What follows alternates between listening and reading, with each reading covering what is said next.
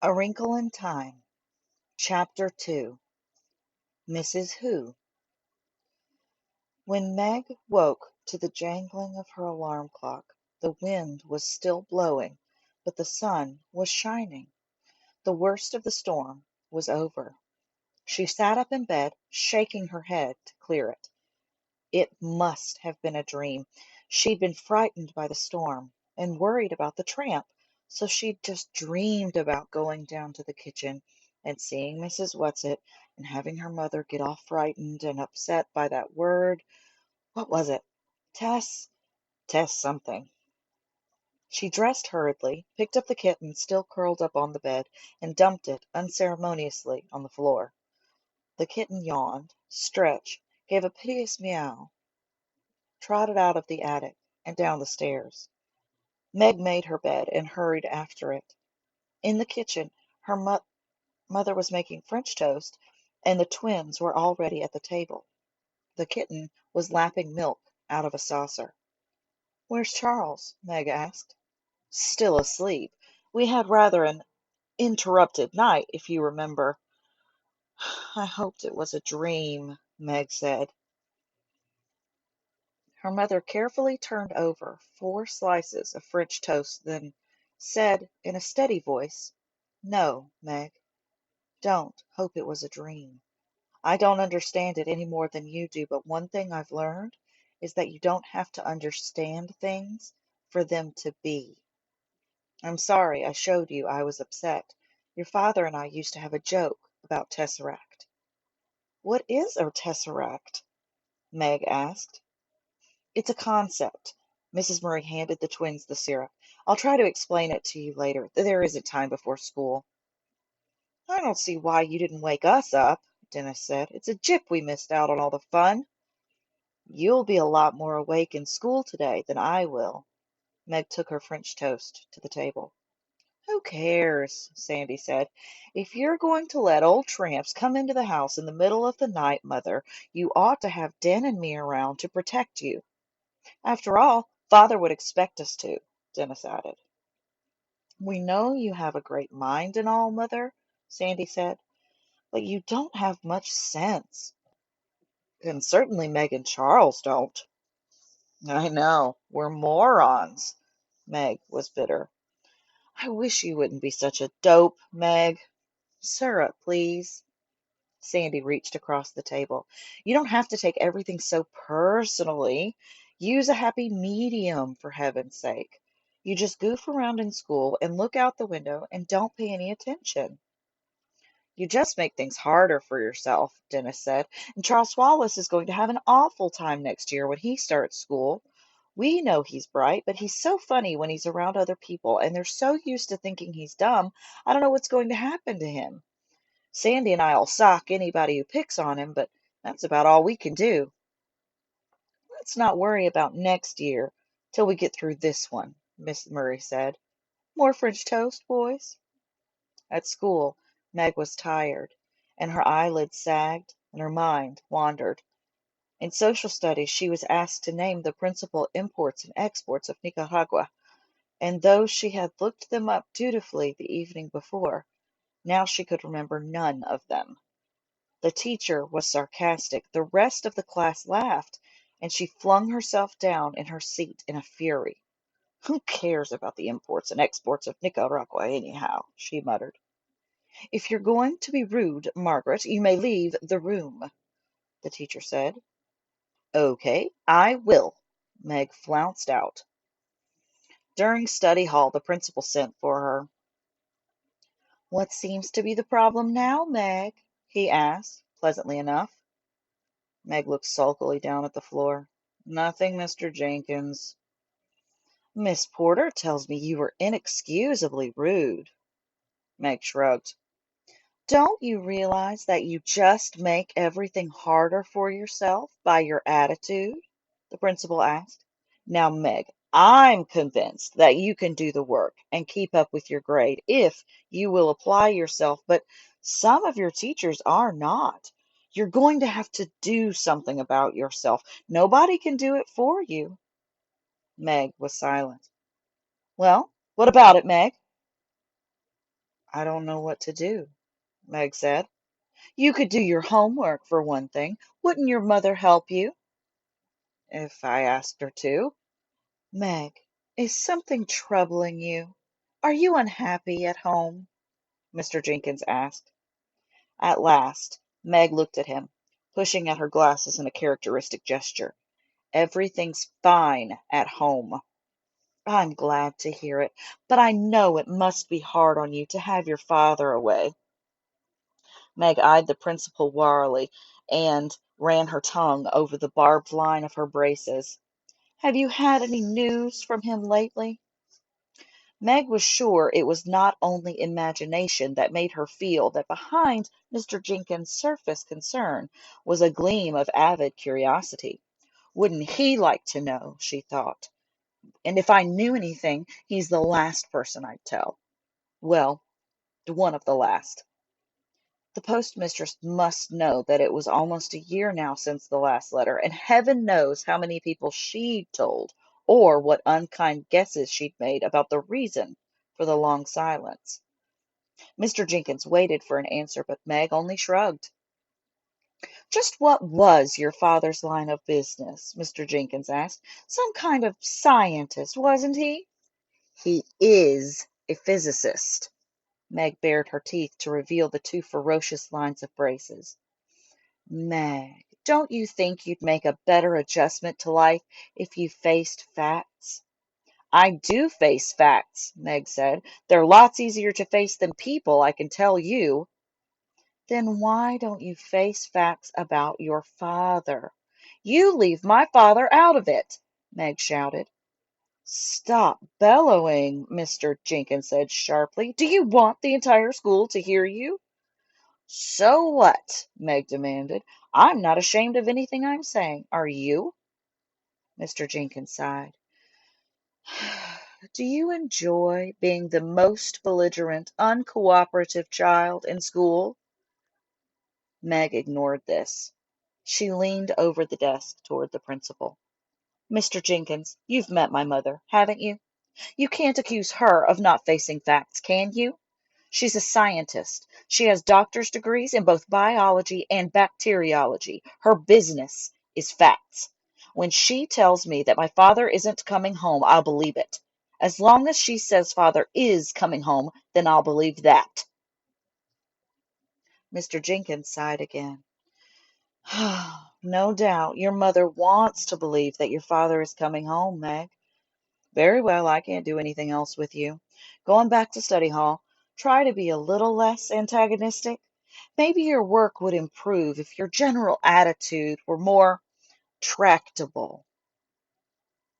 When Meg got home from school, her mother was in the lab, the twins were at Little League, and Charles Wallace, the kitten, and Fortinbras were waiting for her.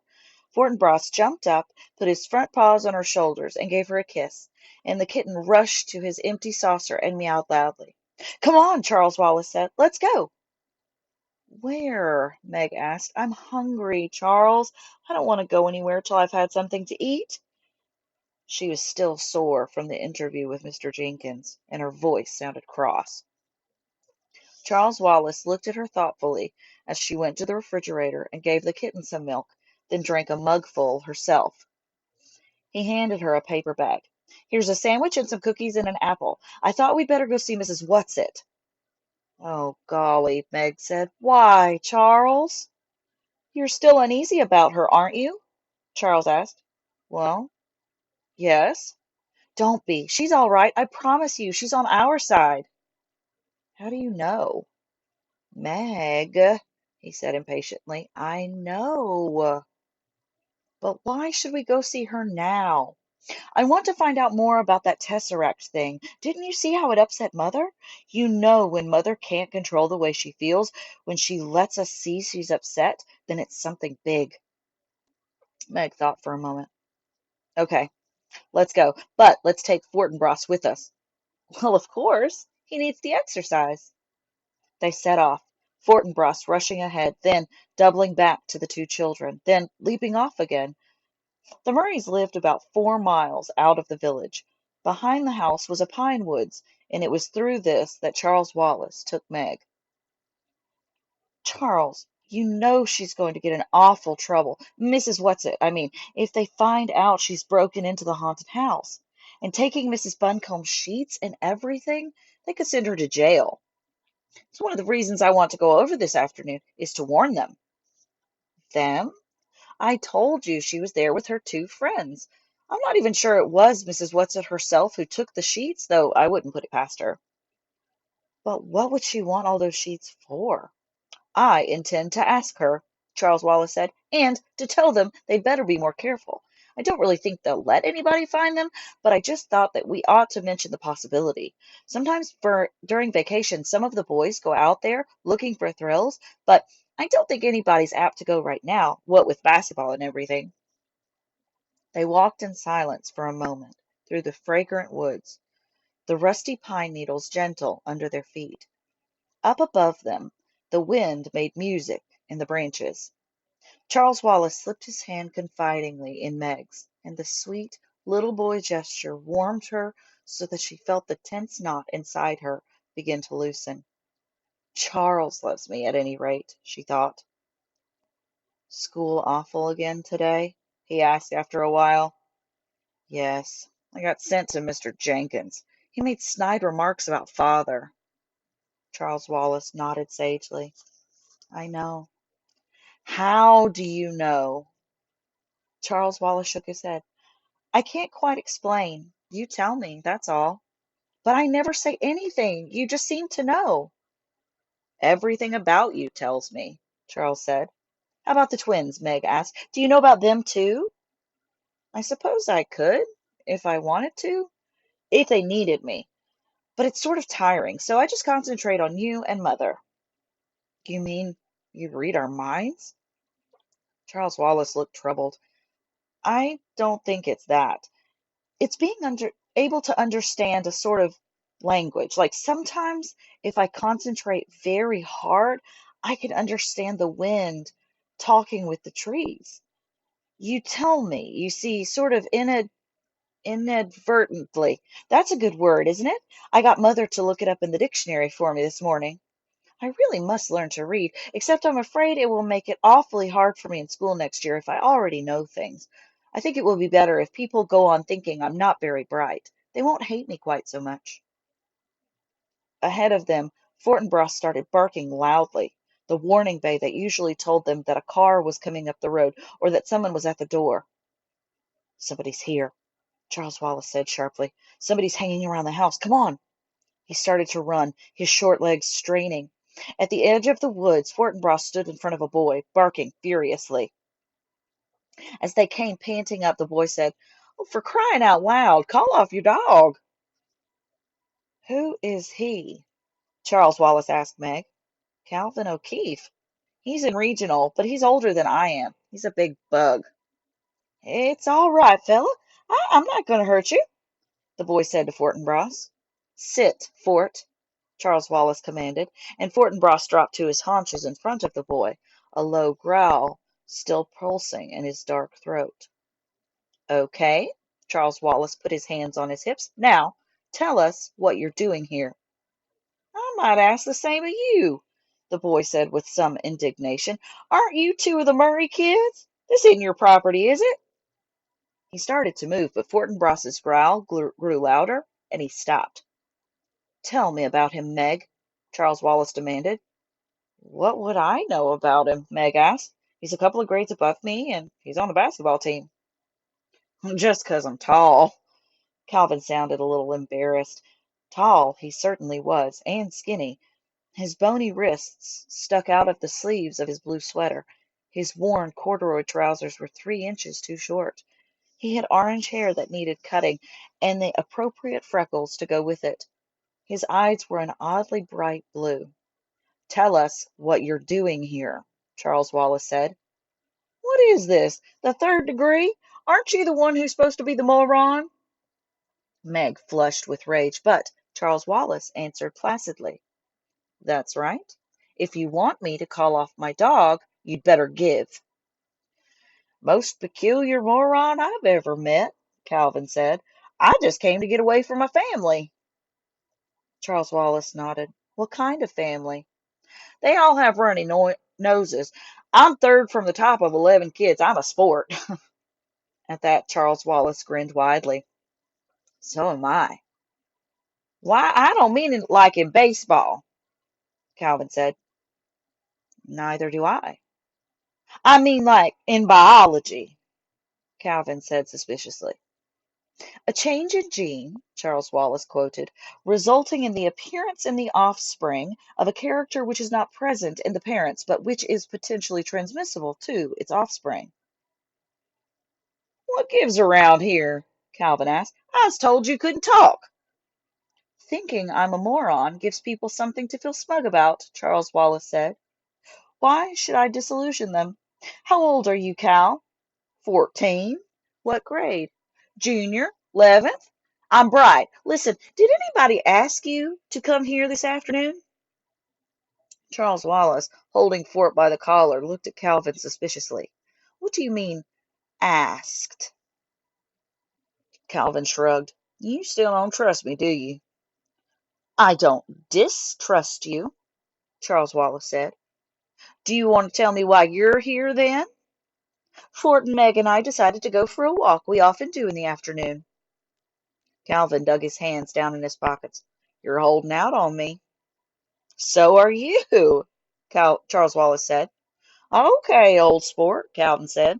I'll tell you this much. Sometimes I get a feeling about things. You might call it a compulsion. You know what compulsion means? Constraint, obligation, because one is compelled. Not a very good definition, but it's the concise Oxford. Okay, Calvin sighed. I must remember I'm preconditioned in my concept of your mentality. Meg sat down on the coarse grass at the edge of the woods. Fort gently twisted his collar out of Charles Wallace's hands and came over to Meg, lying down beside her and putting his head in her lap. Calvin tried now politely to direct his words towards Meg, as well as Charles Wallace. When I get this feeling, this compulsion, I always do what it tells me. I can't explain where it comes from or how I get it, and it doesn't happen very often, but I obey it. And this afternoon I had a feeling that I must come over to the haunted house. That's all I know, kid. I'm not holding anything back. Maybe it's 'cause I'm supposed to meet you. You tell me. Charles Wallace looked at Calvin probingly for a moment. Then an almost glazed look came into his eyes, and he seemed to be thinking at him. Calvin stood very still and waited. At last Charles Wallace said, Okay, I believe you, but I can't tell you. I think I'd like to trust you. Maybe you'd better come home with us and have dinner. Well, sure, but what would your mother say to that? Calvin asked. She'd be delighted. Mother's all right. She's not one of us, but she's all right. What about Meg? Meg has it tough, Charles Wallace said. She's not really one thing or the other. What do you mean, one of us? Meg demanded. What do you mean I'm not one thing or the other? Not now, Meg, Charles Wallace said. Slowly. I'll tell you about it later. He looked at Calvin, then seemed to make a quick decision. Okay, let's take him to meet Mrs. Whatsit. If he's not okay, she'll know.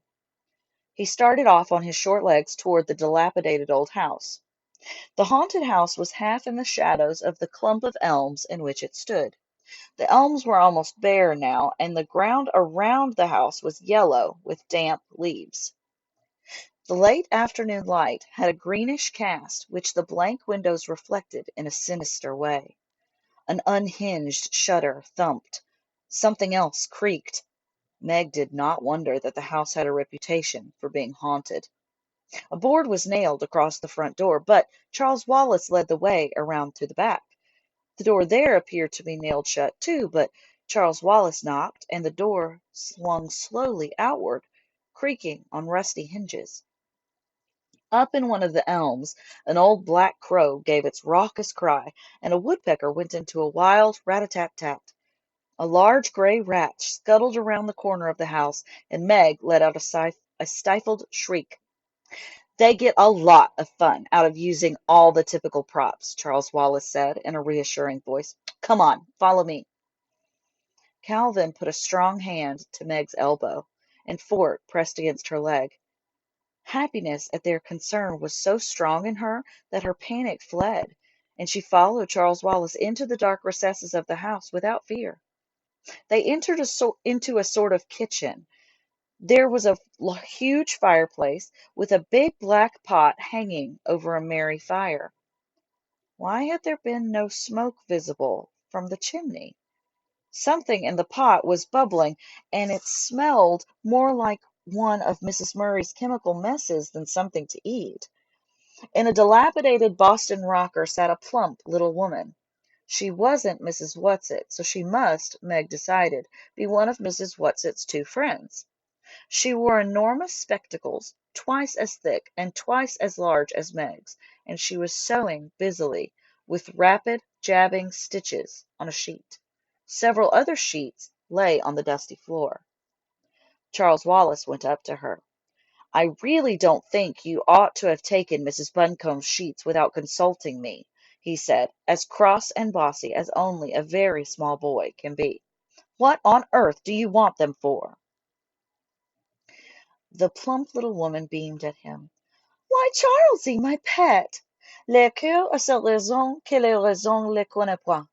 French, Pascal. The heart has its reasons, whereof reason knows nothing."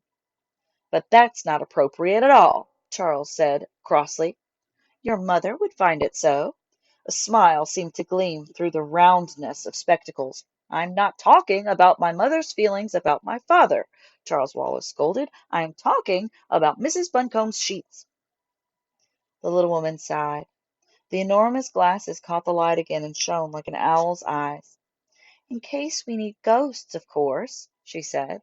"I should think you'd have guessed. If we have to frighten anybody away, Whatsit thought we ought to do it appropriately. That's why it's so much fun to stay in a haunted house. But we really didn't mean you to know about the sheets." Frischer Tattertapt, German. In flagrante delicto, Latin. Caught in the act, English. "As I was saying," but Charles Wallace held up his hand in a peremptory gesture. "Mrs. Who? Do you know this boy?" Calvin bowed. "Good afternoon, ma'am. I didn't quite catch your name." "Mrs. Who will do," the woman said. "He wasn't my idea, Charlesy, but I think he's a good one." "Where's Mrs. Whatsit?" Charles asked. "She's busy. It's getting near time, Charlesy, getting near time. Ab honesto virum bonum nihil deterret. Seneca. Nothing deters a good man from doing what is honorable. And he's a very good man, Charlesy, darling, but right now he needs our help." "Who?" Meg demanded. "And little Megsie. Lovely to meet you, sweetheart. Your father, of course. Now go home, loves. The time is not yet ripe. Don't worry. We won't go without you. Get plenty of food and rest. Feed Calvin up. Now off with you. Justitia sora fides. Latin again, of course. Faith is the sister of justice. Trust in us. Now shoo!" And she fluttered up from her chair and pushed them out the door with surprising power. "Charles," Meg said, "I don't understand." Charles took her by the hand and dragged her away from the house. Fortinbras ran on ahead, and Calvin was close behind them.